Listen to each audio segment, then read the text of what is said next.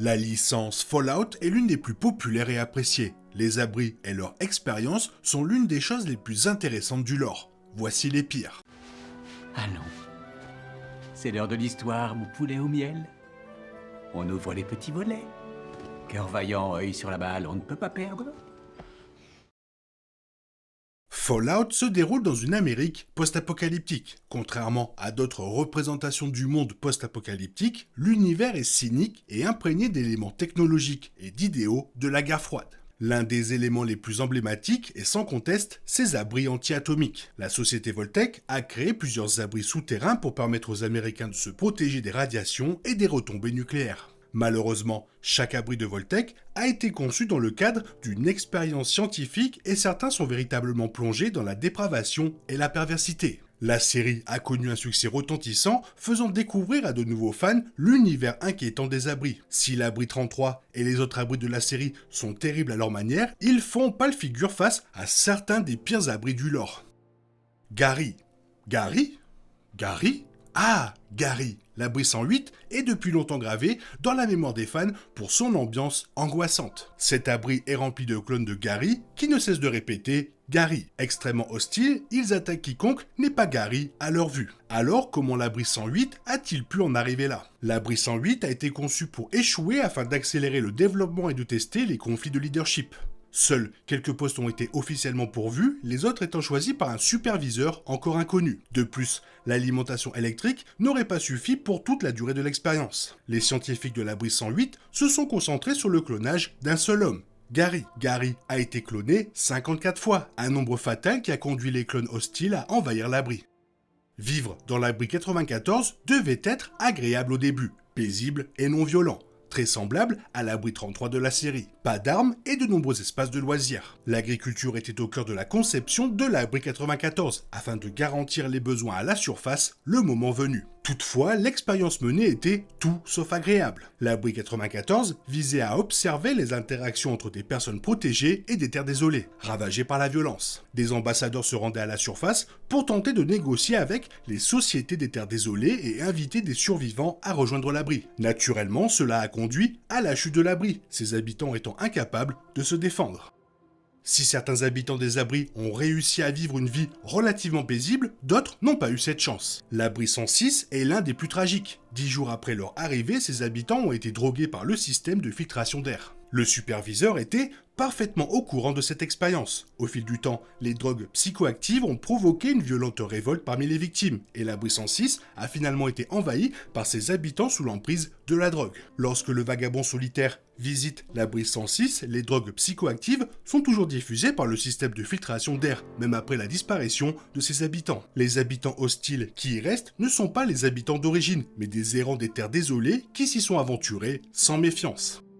L'abri 51 était initialement accessible uniquement via le mode Battle Royale hiver nucléaire de Fallout 76. Une fois ce mode fermé, Bethesda a permis aux joueurs de le visiter à tout moment dans le jeu principal. À l'instar d'un mode Battle Royale, l'abri 51 était conçu pour dénicher les meilleurs d'entre eux. À la tête de l'abri 51 se trouvait le système informatique ZAX 1.3c, dont l'objectif était de déterminer la meilleure façon de trouver le leader idéal. Une première élection fut organisée, mais chaque habitant de l'abri vota pour lui-même. Après plusieurs échecs, le sergent Robert Baker, recruté pour assister Zax, suggéra qu'un véritable leader émerge face à une crise. C'est pourquoi Zax allait créer des crises. Zax soumettait les habitants de l'abri à une série d'expériences sociales et de compétitions qui se transformaient en une sorte de battle royale. Chaque habitant de l'abri mourant d'une manière ou d'une autre au cours du processus, jusqu'à qu'il n'en reste qu'un.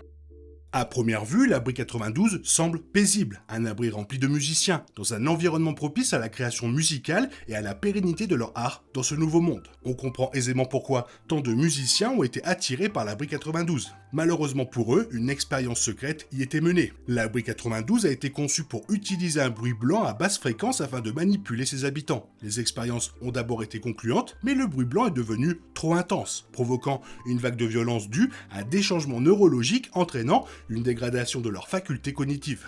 De plus, l'abri 92 a été construit dans un endroit peu propice, où la présence d'eau souterraine a contribué à sa détérioration. Pour de nombreux fans de la licence, Bethesda, le développeur actuel, semble avoir oublié ce qui a fait le succès de Fallout. Si Fallout 3 et Fallout 4 sont globalement de bons jeux, ils manquent souvent de créativité et du charme de leurs prédécesseurs. Cela dit, Bethesda a parfois su retranscrire à merveille l'atmosphère des expériences de Vault-Tec dans ses jeux. L'abri 75 est situé sous le collège de Malden. Son emplacement souligne sa vocation, transformer les enfants qui y entrent en une armée d'individus génétiquement modifiés. Lorsque la guerre a éclaté, les adultes et les enfants les plus turbulents ont été éliminés. Les survivants ont été soumis à des expériences et des tests brutaux. Finalement, ils se sont rebellés contre leurs ravisseurs et se sont échappés. Une fin heureuse, chose vraiment rare dans l'univers. Ce qui rend Vault-Tec si insidieusement efficace dans l'atteinte de ses objectifs, c'est sa capacité à se présenter sous un jour favorable. Vault-Tec vantait les nombreux avantages de ses abris pour ses habitants, promettant un refuge face aux terres désolées nucléaires. L'abri 95, dans le Commonwealth de Fallout 4, était l'une des créations les plus trompeuses et perverses de Vault-Tec. Conçu comme un abri destiné à aider les toxicomanes à se désintoxiquer, l'abri 95 connut un temps de paix. Bien sûr, connaissant la nature de Vault-Tec, l'organisation y avait infiltré un individu chargé de divulguer une réserve de drogue après une longue période de tranquillité. Malheureusement, avec cette réserve de drogue et d'alcool, l'abri 95 termina en un véritable bain de sang. L'un des groupes les plus connus est celui des super-mutants, apparus dès le premier Fallout. Les super-mutants sont nés des expériences abominables menées par l'Enclave sur des humains infectés par le virus VEF. Comme si un seul terrain d'expérimentation ne suffisait pas, les terres désolées de la capitale de Fallout 3 en ont accueilli un autre. L'abri 87 était un abri tout à fait ordinaire, à ceci près que ses résidents avaient été exposés de force au VEF par Vault-Tec. Compte tenu de la violence et de l'instabilité de la plupart des super-mutants, il n'a pas fallu longtemps avant que les anciens résidents de l'abri s'échappent de l'abri 87 et ne sèment la terreur dans les terres désolées de la capitale.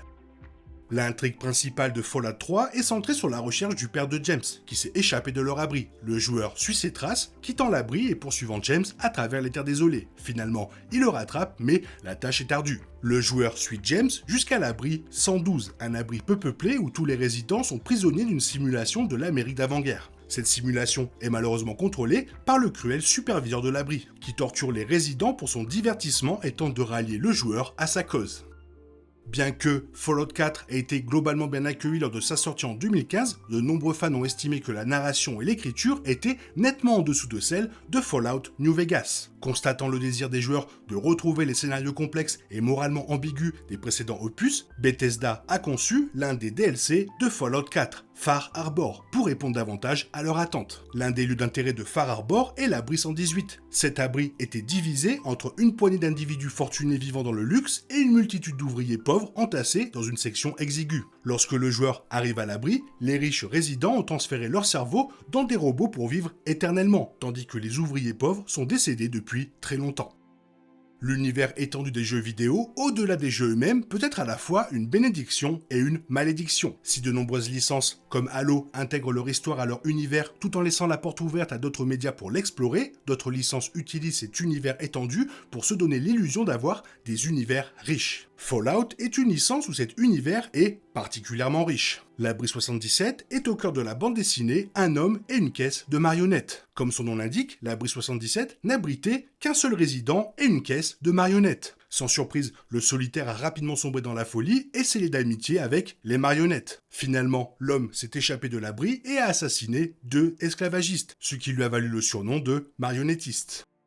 Bien que le premier Fallout ait mal vieilli, tant au niveau du gameplay que des graphismes, son histoire, son écriture et la construction de son univers resteront à jamais gravés dans les mémoires. Avant que Bethesda n'adoucisse le ton de la licence, Fallout était présenté comme un monde horrible et désolé, et ses abris servaient des dessins monstrueux. L'expérience de l'abri 12 était simple, la porte ne fermait pas correctement. Alors que les résidents espéraient être protégés, ils ont été exposés à d'intenses radiations dans un espace clos. Certains ont survécu sous forme de ghouls, conservant leur intelligence, mais la plupart ont subi les conséquences irréversibles des agissements de Vault-Tec. C'était les pires abris de Fallout, qui suit la vidéo Les autres abris, mais qu'à New Vegas. Toi, qu'est-ce que tu penses? Quel est ton préféré ou ton pire? Fais-le moi savoir dans la zone commentaire et comme d'habitude, bisous bisous bye bye. T'es toujours là, toi? C'est fini. Rentre chez toi. Allez, dehors. Dai, dai, dai.